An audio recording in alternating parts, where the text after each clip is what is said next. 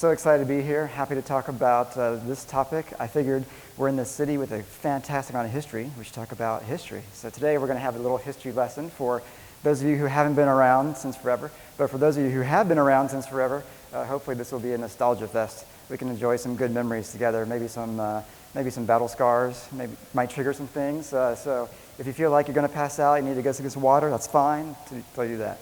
All right?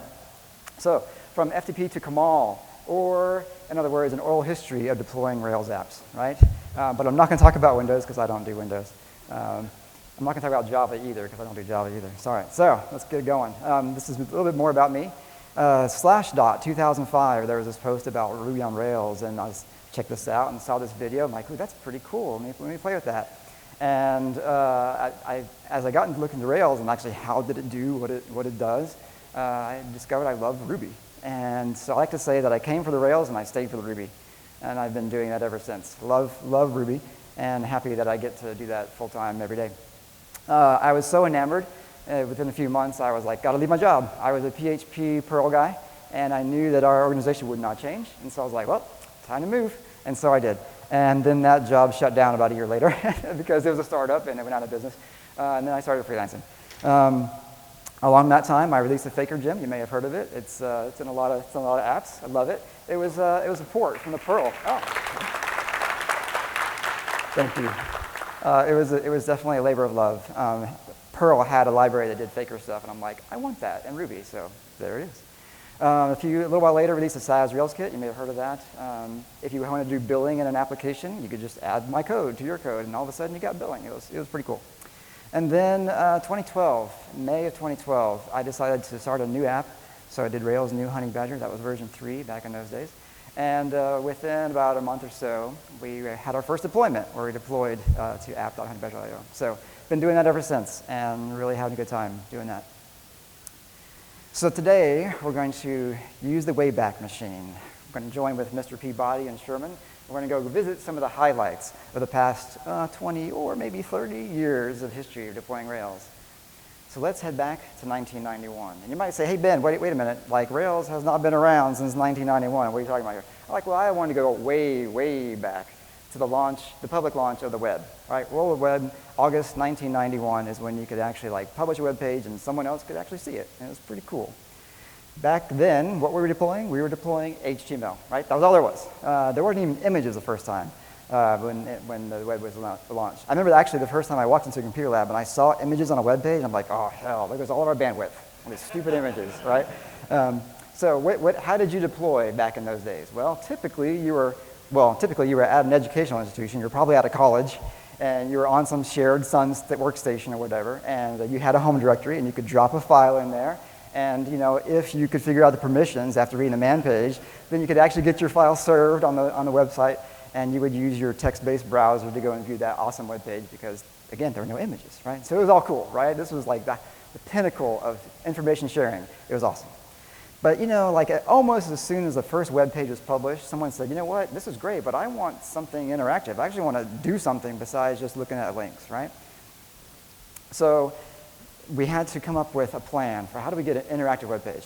So we were deploying to shared hosting. We might use FTP, but typically we're using VI, right? Typically we're on the server, we're editing files, because that's how we did it back in the old days. And sometimes some of us still do that these days. It's still good, right? But we needed some interactivity. So we have to jump in the Wayback Machine and head forward just a little bit of time, just a couple years, to 1993. And there's a nice little acronym that you might be familiar with. It's CGI, right? The Common Gateway Interface. Yep. Someone's like, whoo, this is so awesome, right? Now I can actually post to a thing and something dynamic comes back. It was fantastic, right? Here's how it worked. Your browser said, hey, web server, give me some stuff. And the web server said, I don't know how to handle this thing, but if I shell out to this Perl script, that Perl script will do some stuff. And whatever it tells me, I will then give back to the browser.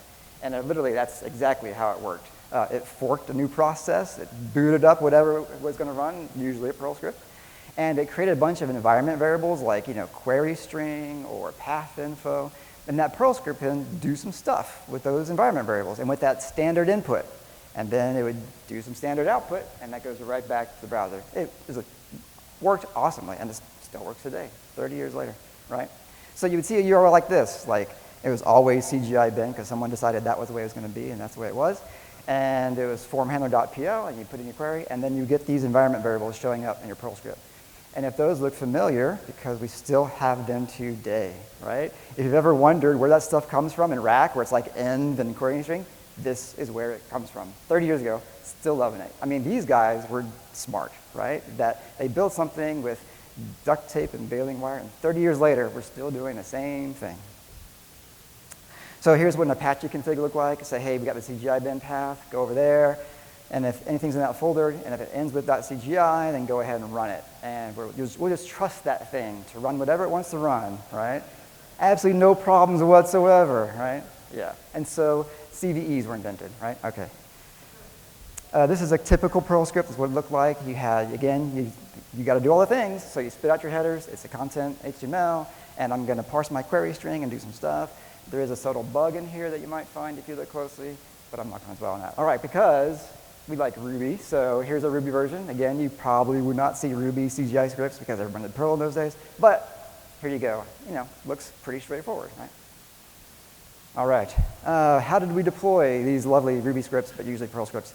Again, FTP was the tool of choice. We didn't believe in security back then. We didn't have SSH and SCP doing all this cool stuff for us. So we just threw bits out there in the ether and just let them get there if they got there, right? But again, always, of course, VI is always your option. So a lot of stuff is deployed that way.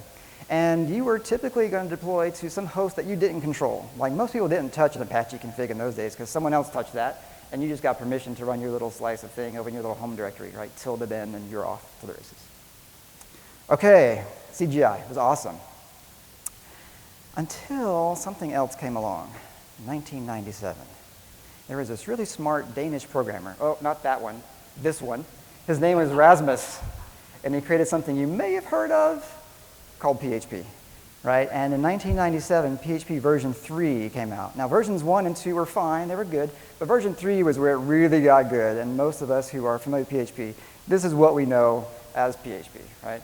And basically, Rasmus is like, you know what, CGI is cool and all, but like spawning up a process for every single request, maybe we can do a little bit better than that. Maybe we just put the interpreter inside of the web server, and then we don't have to spawn out anything, right? And so that's how PHP was born. That's what it does. Apache is loading the PHP interpreter entirely, and then a request comes in, it loads up the script, it interprets the script, sends out the output, and we're good to go. And it's like, it was amazing. It was amazing. And you could do this with your config. Again, it looks very similar to CGI bin. Just say, hey, if it's a PHP file, tell the mod PHP to go handle it. Everything was based in MIME types in those days, so that's how it worked. I know it's kind of weird for us now, but that's how it was. And then you had a PHP script, which if you squint a little bit, you could like replace some things, and it looks kind of like ERB. There's a reason for that. Like, hey, that's a good idea. Let's borrow that, right? So yeah, you just have some, and in fact, PHP was borrowed from Cold Fusion. So there's a lot of sharing going on in the world. It's all good. Like, we take good ideas wherever they pop up, right? So this is your PHP script that spits out a bunch of stuff. Very cool. All right. Did you know there was a mod Ruby? Yeah? Yeah? Who knew there was a mod Ruby? Okay, right on. Did you ever try using mod Ruby? And did that last for more than 30 seconds? No. Okay, maybe sometimes if you're really a glutton for punishment.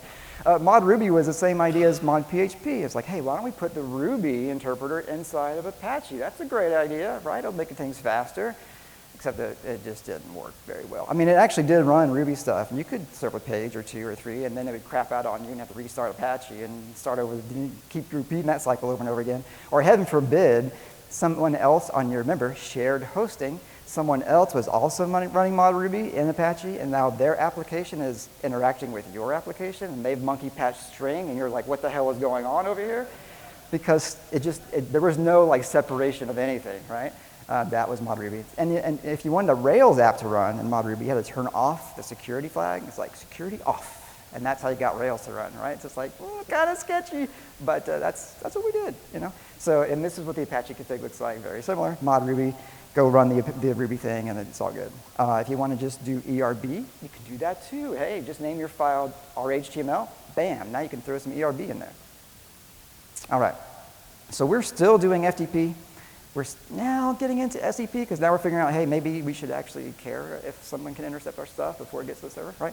So SCP, you know, secure copy over secure shell. And if you were really advanced, you use rsync, because then you could push stuff up, but not all the stuff, because now we're getting like megabytes of things we're trying to upload at once. And SCP is like, nah, dude, just like the stuff that changed. Like, ooh, that's genius, right? Okay, so we're still going to shared hosts, and that was great if you're doing PHP, not so great if you're doing mod Ruby. But at this time, we're like, maybe we need to start doing BPSs, because if we're going to be using mod Ruby, we got to actually like be the only person actually using Apache on our host, so that we're not, our brother over here isn't seeing all of our login stuff happening, stuff like that. Okay, so we hop in the Wayback Machine. We've got all this cool stuff happening. And we fast forward to 2004. And we all know what happened in 2004, right? Rails is publicly available in 2004. The first public release, summer 2004. And it comes out, and it takes off like wildfire, right? I remember seeing, version .11, I think it was. I'm a PHP guy still, and I'm looking at it like, hey, you know what? This is pretty cool. Like, all the things that we had learned over those, 7 years or so of PHP, like using a view layer, like templates, and Smarty templates if you were a PHP guy, right?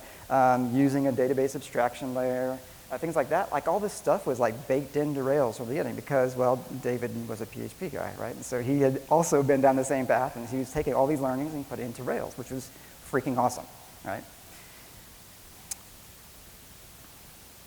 And what did we have to deploy Rails? CGI. Actually, we did have. I asked David, it's like, when you first deployed your first Rails app, David, what did you use? And he said, CGI. And he said, but the framework was only like 1,000 lines of code, and the app that he was running was tiny too. So it's like, you can pay that penalty for every request. Remember, it has to spawn the process. Can you imagine today if you wanted to run your Rails app with CGI? Just think about how long it takes your Rails app to boot, right? We're not talking about 20 milliseconds here. It's like 3 or 4 seconds, whatever it is, every request. No. So that lasted for about a hot minute, right? Before we're like, okay, that's just not going to work long term, right? What else is available, though, if you didn't want to do CGI? Well, you had mod Ruby, and we've talked about how that is also a sad panda, right? Not good. All right, so people are scratching their heads. All right, what do we do? What can we find? What can we do? And lo and behold, there is this technology that most of us in the Unix world didn't really know about, but some people in the Windows world knew about, and that was FastCGI. Because in the IIS land, the Internet Information Server, it also sucked. And they had to use FastCGI to do anything, basically. And so we're like, hey, let's borrow that technology. And so what FastCGI was, and SCGI also came along and did basically the same thing. They said, hey, what if we have a separate daemon that's running, and it's separate from the web server, and the web server can talk to this thing somehow. And that somehow is like some special protocol that you really don't want to care about or know about. And then that thing that's running can then respond via this protocol that you don't want to know about, and then the web server will return that response, right? So it's like, that sounds pretty good, so let's do that. And that's a lot of deployments back in the early Rails days were FastCGI, right? And we got to a point where like, we love FastCGI so much, Apache's kind of holding us back. And so this new web server came out, well, I don't know if it's new, but it was new to us. It's called Lighty, and it was great for running FastCGI. The problem, though, with FastCGI was that it was very brittle. Like, your app could be running, your Ruby thing's going on, it's got memory leaks, it's happy, whatever. As back in the day, it was memory leaks were like the #1 problem. And all of a sudden, your app is dead. It's just not responsive. You don't know what's going on. It looks like it's alive, but the web server can't talk to it, and something is broken, and it was typically FastCGI's fault. And so like, okay, I restart my app, and maybe that works. I restart Apache, maybe that works. I restart both of them at the same time, and yeah, that works for like 5 requests. And it was painful. So like now we're restarting apps all the time. And we're becoming system administrators as well, right? Because now we have to deal with processes and blah, blah, blah, blah. So this is, again, Apache config for FastCGI. Not too exciting. And this is what a FastCGI loader would look like. This came distributed in Rails. I think this is Rails 2, Rails 3 or so. And it was basically just a little Ruby script. And FastCGI boots this thing, and that loads up. You see the app.call there near the bottom. That kind of looks familiar, right? You kind of got rat going on here. Yeah, and that's how your Rails app loaded. So we got kind of frustrated with FastCGI, and we thought, what if we do something crazy, I don't know, and actually like work with HTTP instead of this weird protocol that comes from the Windows world, right? And so we got this brilliant invention called the RailsConf parser, which allowed us to parse HTTP very efficiently. But before this, there were pure Ruby implementations of HTTP parsers, and they all sucked. But then Rachel came along, it's actually built in C, and so it's actually fast enough to use, and Mongrel was based on that. Mongrel understood rack, which was still new at the time. Can you believe it? Like, we had a pre-rack era when we were deploying apps. And Mongrel was fantastic. Mongrel would take your app, it would boot it, and we would configure Apache to proxy traffic over to Mongrel. So instead of Apache having to parse stuff, it would just shove it over to the app and let the app handle it, right? Because now the app had an HTTP parser in it, and it could get the headers and blah, blah, blah, and then return the result. So Apache became pretty dumb, actually, at this point, and it was just a proxy server. The problem was you only had one process, and every request went through that one process, and it could only handle one request at a time. Now, we weren't booting every time, but still, it was pretty slow and serial. So we're like, how can we do better? I know, we'll spin up multiple processes. And now we have Mongrel cluster, which allowed us to say, hey, I want 3 Mongrels running. Please go boot those for me. And now I can handle 3 concurrent requests. And it was fantastic, right? And this is what it looked like. Down at the bottom, you can see the configuration change. I've got 3 different ports I need to traffic to, and it'll load balance across those ports. It was beautiful. The problem was, as I mentioned briefly, now we were system administrators. We want to be programmers, and now we have to be system administrators. And what the hell do we do about this? Because we're used to deploying PHP scripts. All we have to do is FTP something. Now I have to care about things running. And you know what? By the way, Mongrel actually does crash from time to time because my app still has memory leaks, right? So we came up with a couple ways to manage these daemons. One was called Monet. I think it was based in C. It was the system administrator's version of how you do things. And then the other was God, which was written by, I can't remember exactly who, but someone in the Ruby community. And it was, sorry? Ryan, was it? It was actually pretty cool, aside from the name, because I'm a religious guy, and every time I had to deal with it, it was frustrating. But, aside from that, it was very cool, written in Ruby, and you could tell it basically, hey, go watch these processes, and if they ever die, restart them. I mean, turn it on again, right? So here's a Monet configuration. And you would say, okay, I've got this Mongrel cluster process that I want you to watch, and it's dropped to this PID file at this place. So if that PID file ever goes, the process ID file, if that ever goes away, okay, my thing has crashed, so please start it again. Or it also checks that port. If port 80 port 8000 stops responding, then please reboot my app, start it up again. And this worked surprisingly well. You could go a whole day without having to worry about your app because Monet was rebooting it for you all the time. It was fantastic. And then there's your Mongrel cluster config down below where you say, hey, listen on this port and have 3 Mongrels running for me. It's fantastic. We loved it. And around the same time, 2006-ish, Switch Tower, which became known as Capistrano later, came out. And it really was the bee's knees when it came to deploying stuff. Because remember, we're still FTPing stuff a lot of times, SCP, rsync, we had all these tools, and people had their favorites, and there was Flame Wars or what's better, And then Jameis comes out with Capistrano, and it is just amazing. What it does is you configure it and tell it, hey, I've got an app, and there's my Git repository. Well, in the early days, it was actually a Subversion repository, so if you remember Subversion, yeah. But later on, it became a Git repository. And this is where I want to deploy it. Here's the server I wanted to go to, and go to town. Start my Mongrels, do all the things for me. And Capistrano was just a bunch of Ruby code, and it would SSH into your server for you, and it would do all the things.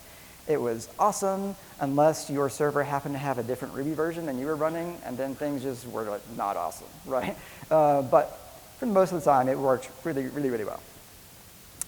And then we got Passenger, which was weird because it actually had this enterprise thing where they sold stuff to you. But that aside, it still was a cool open source project where basically they said, all right, that whole web server thing, the PHP thing, we think that's a good idea. And ModRuby, they were onto something. They just didn't get the implementation quite right. And so Passenger said, what if we actually run Ruby in the web server, Nginx or Apache, and we actually do it with, isolated so that your app is just, you got that environment, and this other app got this environment, and it worked really well, right? And so this became pretty popular pretty quickly. You didn't have to manage a separate process because now it's just your web server had your app all loaded in it. It's very cool. Still had a few of those Ruby version problems, but Passenger actually allowed you to specify which Ruby you wanted on the disk you wanted to use. So you could actually have 2 apps on the same machine using different versions of Ruby. It was mind-blowingly awesome. It was really great. And this is what it looked like. Very simple, because now we're getting away from Apache. Now we're moving to Nginx, because Nginx is awesome. And yeah, you just say, hey, send the traffic to the app, and it's all good. So Capistrano really took over on the deployment side in the Rails world. Just do cap deploy, and now your app is running in production. Shared hosting was pretty much in the past. Like some shared hosts tried to do the passenger thing, it just didn't work out. We had stuff like Engine Yard came out at that time, around this time, where you could just give them your code and they would run it for you. It was amazing if you didn't want to be a system admin. But a lot of people went with like Slice Host or Linode or something. They learned how to start a VPS and how to install Apache and get all this stuff going. And so a lot of education going on. Never update it again. That is definitely true. All right. So we'll hop back in the Wayback Machine, and we'll head to about 2009. The date here is a little fuzzy because there's a lot of stuff going on. But we had things like Unicorn and Puma and Thin show up. And these are all web servers. You're probably familiar with at least one of them because most everybody uses Puma today. But these were remarkable for their time because they said, okay, that Mongrel thing, that's a really good idea. We like the idea of having an HTTP server that we can parse that stuff. But what if instead of having to like have multiple processes that you have to manage yourself, Unicorn says, what if I just manage that for you? And so you start up a Unicorn, and it starts up a parent process, and it spawns children processes, and those handle the requests, and the parent process handles the routing to those children. And if any of the children get a memory leak or die or whatever, it respawns the children for you. You don't have to worry about it. Unicorn's got you covered, right? And so now your proxy configuration is just push it to that one port, and you're good to go. Puma said, love that idea, but what if we did threads instead of processes? Also cool. And then Thin said, yeah, how about that, but event-driven. And so it uses this gem called Event Machine, which everything was an event-driven loop, and you had to rewrite your entire app and all your gems to use it because it was really weird. But some people really loved it, and it's still around today. You might still use it. But like, if you've ever used Nginx or you've ever used Node, those are also event-driven. So that was kind of popular at the time. It was pretty exciting, and that was a thing. So all these things, still you're, of course, managing a process that's running, but by then we'd gotten pretty good at it, and so we kind of knew what was going on. And all three of these use that same Radial parser, so it's all super fast and super awesome. And then Heroku happened. And all of a sudden, developers didn't have to be a system administrators anymore. All you had to do is push Heroku and sell them your first child, because that's how much it costs to run stuff on Heroku. But it was awesome. It changed everything, right? So that's why it gets its own slide. You don't need any introduction to Heroku. Okay, so again, we're using Capistrano all the time until we start using Heroku. And we're deploying to our same old Linode server, which has not been updated since 1997. And we may move to EC2, or might be using Engine Yard, or use this newfangled thing called Elastic Beanstalk, which actually sucked a whole lot, but some people love it. I don't know. All right, one last trip in the Wayback Machine, all the way up to 2013. And you might already know what happened in 2013. Or you may be like, didn't that happen like in, I don't know, 2015 or 2017?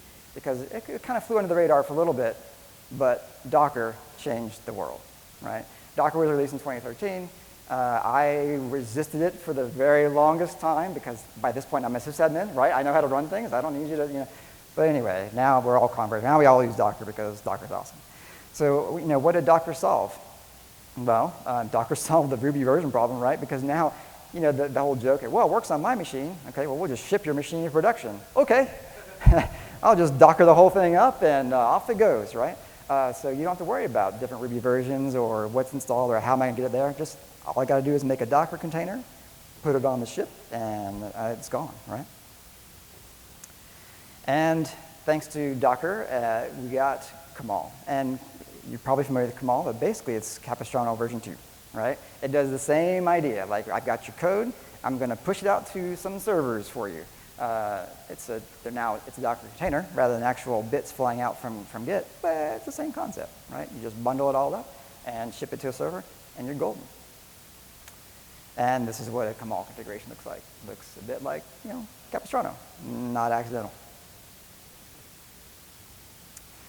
And for a lot of people, like Honey Badger, they don't even touch anything these days because it's all in CI/CD, right? Once you have a Docker pipeline, like what we do is we have a GitHub action that as soon as all the tests pass, it creates a Docker image. And then there's another thing that triggers, it sends it off to Amazon's Elastic Container Repository, right? And then triggers Elastic Container Service. And just all that happens automatically. Never have to worry about it. I love life.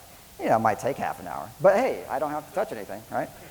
Or you might be using Kamal. You could still use Capistrano today. There's nothing, it still works. It's still out there. So if you have your VPS that you haven't updated since 1997, you can still use Capistrano. But these days, you also have some additional options on your VPS. You can use Docker or Coolify, which basically give you a Heroku-like environment, right? They say, hey, all you do is get pushed to the thing that I'm running, and I will make your Docker container for you, and I will run it for you, and it's pretty cool.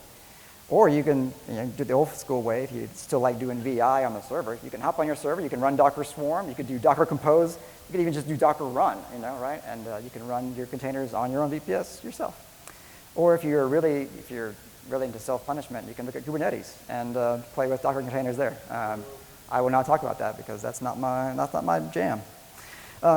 But there's no shortage of options today. You got Fly, you can push your container there. You got Render. I mean, there's probably one that was launched yesterday that I don't know about yet. Yeah, so many Docker options. We're spoiled today. So that's our trip through history. We've reached now the present day. Hope you've enjoyed this trip in the Wayback Machine, and I hope you go out there and ship it. Thanks.